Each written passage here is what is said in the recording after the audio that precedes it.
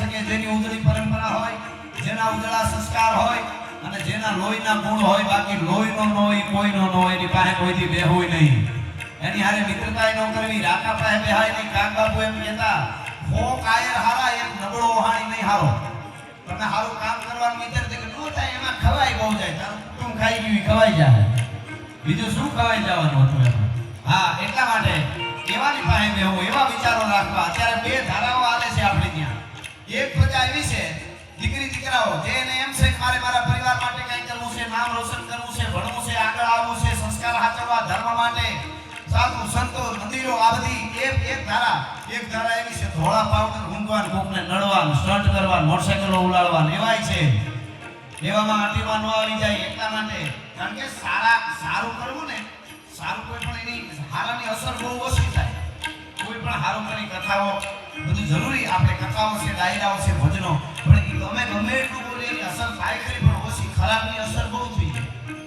આપણે 3 કાળે દૂધપાક પીધો હોય, એલચી નાખેલો હોય, એમાં જાયફળ બધું, માથે 2 ફતિકા મૂળાના કઈ નહીં મળી, તો ઓડકારની ધણેનાટી મૂળાની જ આવે, એલચી દીકરી ગોતી ન જડે હો, એવી અસર થાય. એમાંથી હામી મસાલે, હામે પવને આમ મસાલો લીધા જેવી અત્યારે વાત છે. પણ અત્યારે સનાતન બહુ ઉજળું છે. આપણે ખાસ કરીને 500 વર્ષ પછી પાવાગઢના મંદિર માથે મહાકાળીની ધજા ફડાકા મારતી હોય, 500 આપણી પેઢીઓ રાહ જોતી હતી, વર્ષો વર્ષ પેઢી. અને ભગવાન રાજેન્દ્ર સરકારની હમણાં આપણે ધજા ફરકાવી, તો મોદી સાહેબ કે લીએ કાલી તો બનતી. આ બહુ મોટી વાત છે સાહેબ. હા, એટલા માટે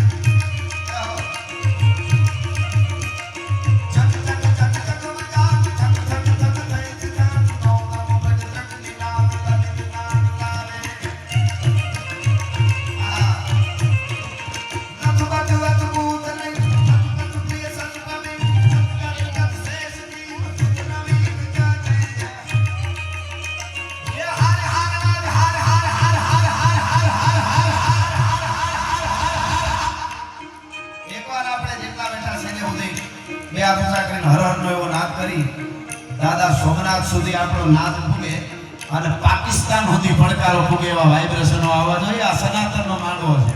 બે હાથ ઊંચા કરીને હાર હાર હાર